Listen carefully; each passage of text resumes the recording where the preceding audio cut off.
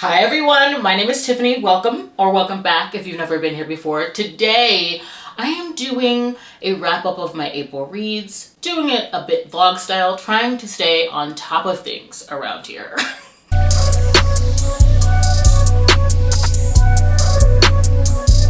When it comes to wrap ups, I much prefer to come to you when I am fresh off the page, and you're more likely to get one when I do that. So this month we're doing just that. I'm gonna come to you clip by clip.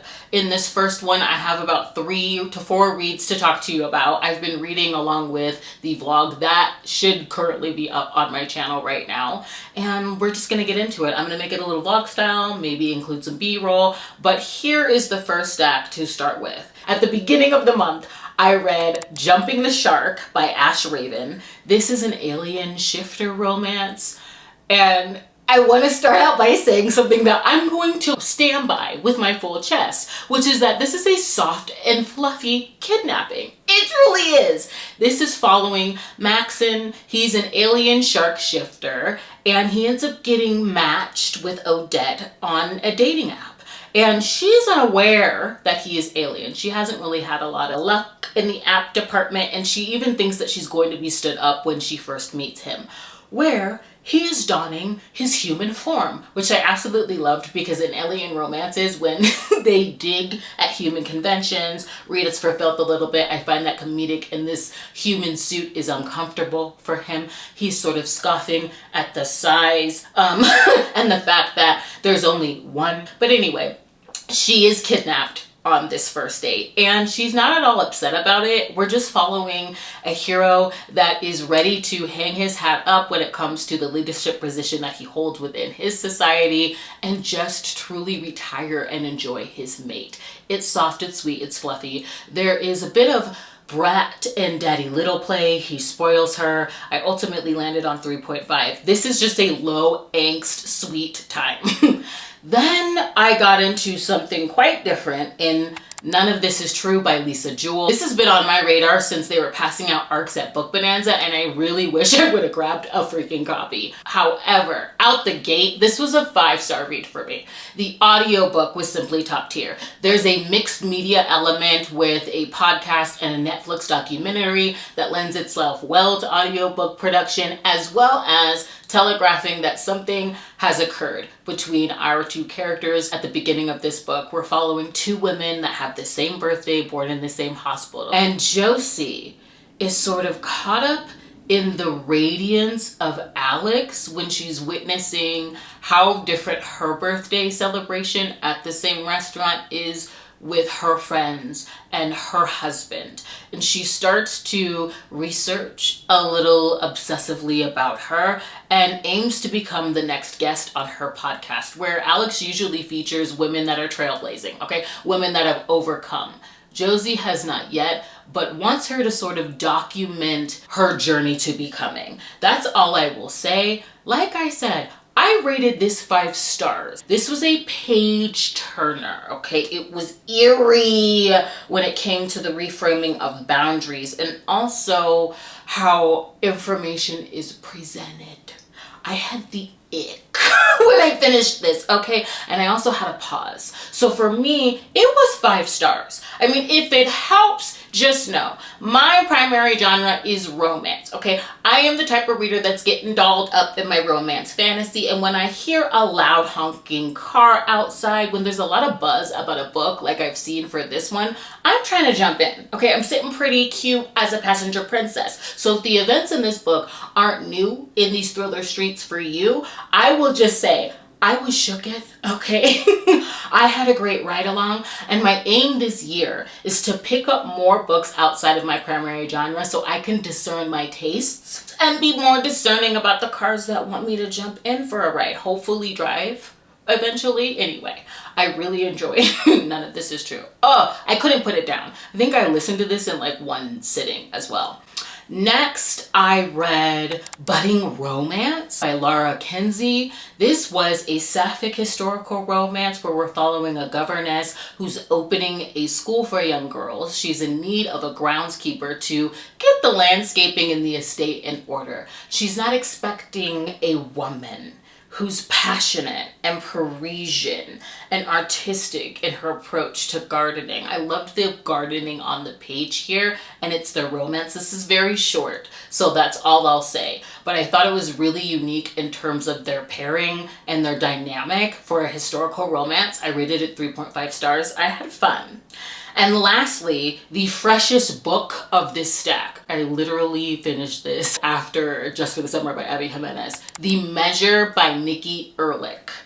This is set in our world, but where a wooden box is delivered to everyone on the globe. And I mean everyone, no matter where they are. And in this box is a string that is the measure of the remainder of that person's life. We are following a slew of characters and society as a whole in the shock, awe, denial, and just the global realization that this is true. I mean, social media is entering the chat. Scientists are studying the length of this string. I think this does a really good job showcasing how the world would act up if this were to be true. Through one of the characters we're following is a politician who is running for president. The way that this is showcasing how the military would respond, healthcare system, employers, intimate and personal relationships, the full-on caste system and chaos that arises out of knowing how long people are going to live. I truly enjoyed this. However, I'm gonna rate it 4.5 stars because in my opinion, I thought that the ending ran a bit too long. Like I said, we're following a slew of characters here. And so it felt like it ran a bit too long because as we are closing out the arcs for these different stories, they're all underscored by the same message that a life lived should be celebrated in all of its contributions, no matter how short. I was tapped in and bought that. So to have, what was it, like 6, 7, 8 stories sort of end on the same message, I felt like it ran a bit too long. And so I had enough time to think and really want there to possibly be a challenging or counter message because the same note was being strung. Although I like the tune. Okay, this is 4.5 stars. I really think that this would make for a great book club book, okay? Ripe with discussion. So it made for a very compelling read for me. I'm gonna continue to pick up books that interest me like this. So I will be back when I've read another stack. See you soon.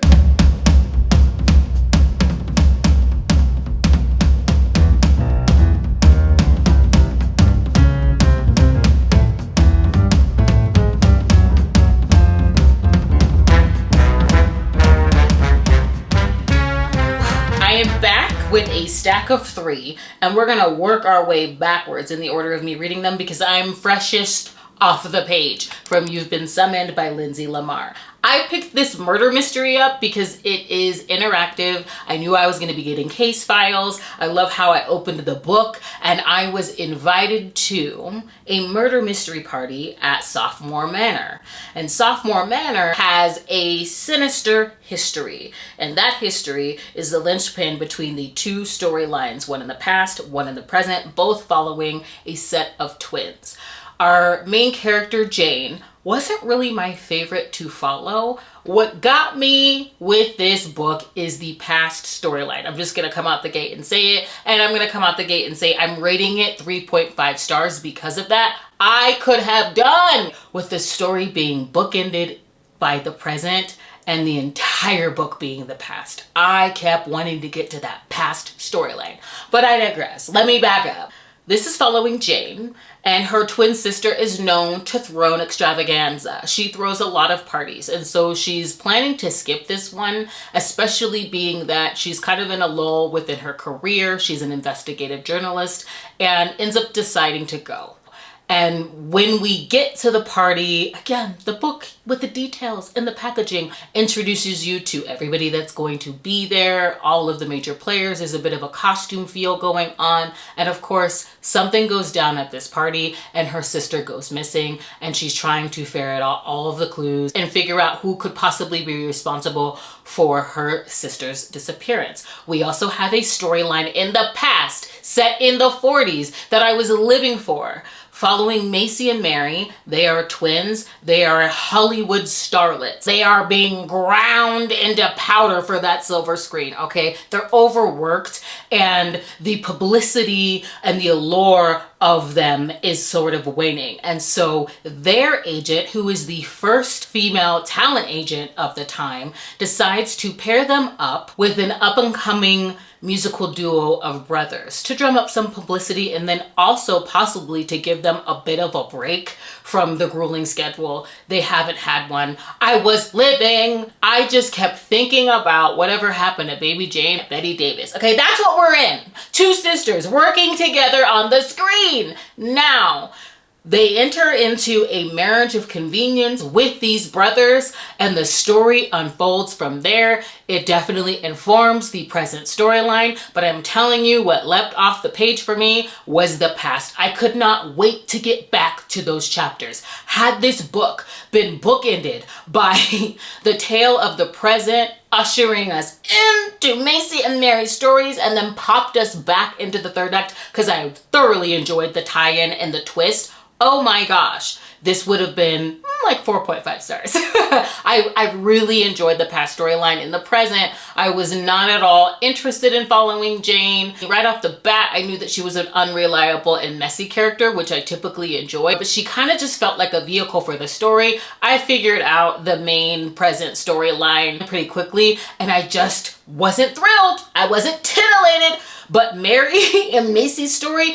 makes me want to look into Linsey Lamar's backlist and see what else she's read that has a historical edge to it. Because all of the history that she's dropping in terms of the lack of rights for women, the fact that Macy and Mary are making all of this money and they can't even own a bank account. Women couldn't even own a bank account until the 1960s. And the horrors that happen as they enter into that marriage of convenience, and why the manner that the party in the present is being hosted at is so infamous just got me. So I had a lot of fun, okay? I put together my clues. I was amateur sleuthing. I really enjoyed the past storyline, and it's a 3.5 stars. I also got into Coffee Boy by Austin Chant. I really need to read Peter Darling.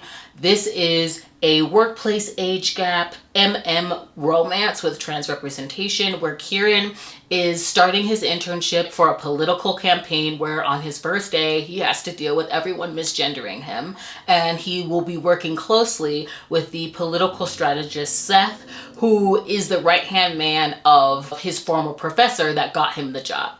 The right-hand man that's clearly crushing on their boss. And they enter into this workplace relationship where slowly Kieran starts to notice Seth's ruffled feathers, and it's their romance. It's short. This was a quick one. I do like the role reversal when it came to the steam in this, and I found it to be a good time. I am going to rate it 3 stars. This is on the shorter side, and I'm intrigued about picking up a full-length novel. Now, Upright Women Wanted by Sarah Gailey is probably going to be a new favorite novella for me. I listened to this. It's set in a futuristic American Southwest that read like a historical, and that very aspect casts a dark tone onto this because it's set in the future, yet this is giving Oregon Trail, Wild Wild West. Society has regressed back into sexism, fascism, and we are following a young woman who is on the run after her best friend has been hanged. Her best friend who she was in love with. Her best friend who was engaged to be married to the man her father has now set her up with.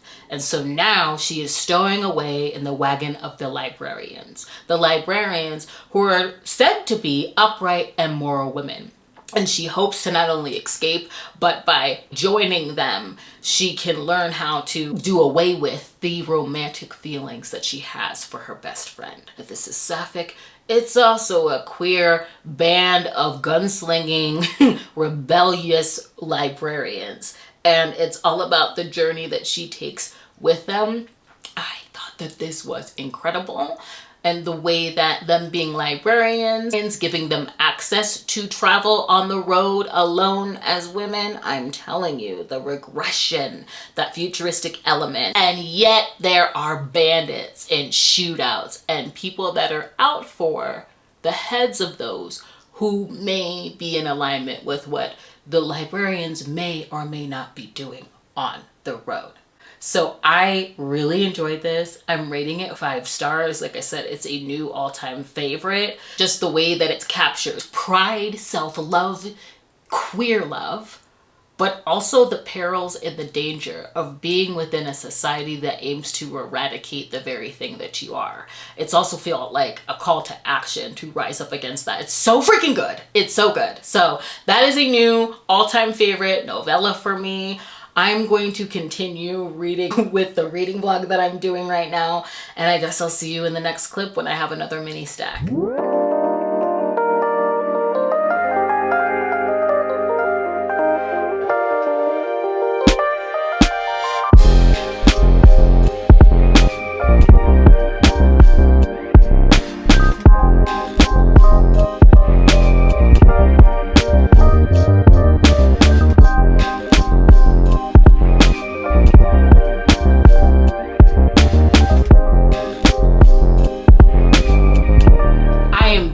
Library, and I'm so happy that I went. It's Library Appreciation Week, and I've never been to that location, so I was not expecting to walk in and see a full art gallery with paintings. It was such a big space, and they also had pottery. They're featuring local artists. I have to go back and really just enjoy and see all that they have in addition to all of the programs, and they had a really great selection of new releases. I went in there for A Lady's Guide to Fortune Hunting by Sophie Irwin. I wanted something that was going to give me Bridgerton vibes because I am currently rewatching the first and second season. We're having a Bridgerton watch-along organized by Zay from Witty Reads. We're going to be recapping our rewatch on her channel on April 20th, so I need to get into formation and I wanted all of the vibes. The second season will be on my channel, which is funny because I have some sassy thoughts on season 2. I broke the entire season down on this channel, from the trailer reaction to rereading The Viscount Who Loved Me.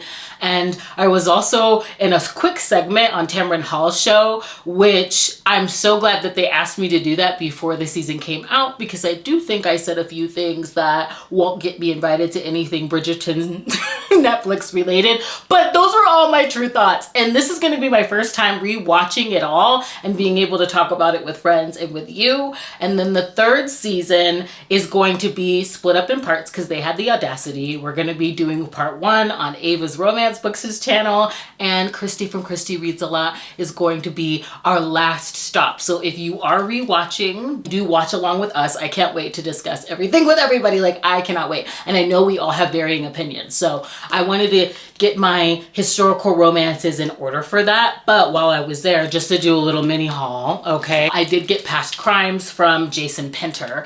This was pitched to me as an entry point into sci-fi thrillers, and that is where I am at. And I really like the idea of this being set in a futuristic world, kind of like Ready Player One, where all social interactions are essentially done virtually. And there's this company called the Disneyland of Death, where people are basically immersively experiencing true crime cases and trying to crack them, and a thriller unfolds. So I'm excited about this one. And I got really amped up about The Vacation by John Mars. I've loved The Passengers, the one by him, set in the same world. This is going to be set in Venice, which is what sang for me when it came to the synopsis, because I lived in Venice for a period of time. Those were my vagrant days. Fun fact about me, I have not always had lodging.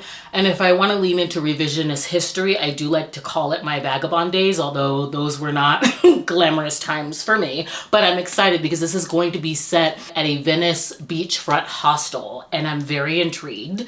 And lastly, I got kind of a cozy murder mystery. I used to pick these up all of the time. It's centered around a coffee shop in the West Village, and in this one it's a film crew filming in said coffee shop, and a bunch of accidents occur, and of course a murder, and I cannot wait. This is Bulletproof Barista. I don't even know what number this is within the series or where I left off. I have not been using Goodreads that long, and these are times where I wish I had, because I kind of want to go back, but we'll see if I get to this one. I picked it up because I wanted a cozy read, and I have like a 2-week limit to get to all these new releases. So I'm gonna get into the last 2 books that I read before I get this video out. It is currently Friday, and I'd like to have this up on a Monday, starting with Dark City Omega by Elizabeth Stevens. This is the first in her Beasts of Gadamora series. This is the second dystopian fantasy that I've read by her. I really enjoyed Lord of Population, and this is following Echo, who is a newly ascended Omega, banished by her Beta colony and made to survive in the wastelands, which are ruthless and also filled with a bunch of alphas who aim to bond with her. And what I liked about this world is that alphas not only want to bond omegas for their bodies, but also to siphon off their power. So for Echo, the fate of death would be far better than being bonded to an alpha that means to use her as a pawn. And when that very thing happens, with our berserker alpha mellow of a hero, she fights it every step of the way. The tension between them, the hate that she has for the bond, and her newfound urges to submit really worked for me. What did not, though, was the back and forth between them that really characterizes the middle portion of this book. This started out full throttle, high octane, and so some of the repeated beats of them dancing around the same issue I really didn't prefer. However, I think what Elizabeth Stevens nails for me is the dynamic between the characters, the romance between them, because he is an ultimate cinnamon roll, and the tension that's feral, primal, the hate steam absolutely worked for me. That's what she nails. And then also the world, the different regions, their powers, and the overall mystery of the greater evil between them that's greater than their hate for their bond to each other. I was intrigued by, which I'm happy to report because I have the physical arc of Shadowlands Omega to get to. And again, it was the romance and their connection and that dynamic that she nails. So I'm excited to see where she takes it in Shadowlands Omega. It's just the journey that we took in Dark City Omega to get there has me landing at a 3.75. Lastly, I read This Is How You Lose the Time War. This is a sapphic futuristic sci-fi following 2 agents on opposing sides of the war who are tasked with traveling through time and reshaping history. They begin to write letters to each other, letters of taunt and chase. And those letters start to shift into them sharing their sentiments about the war and ascend to flirting and ultimately crescendo into some of the most beautiful overtures of love. This book completely, I was saying this on Instagram, I felt like it lanced me through the breastplate.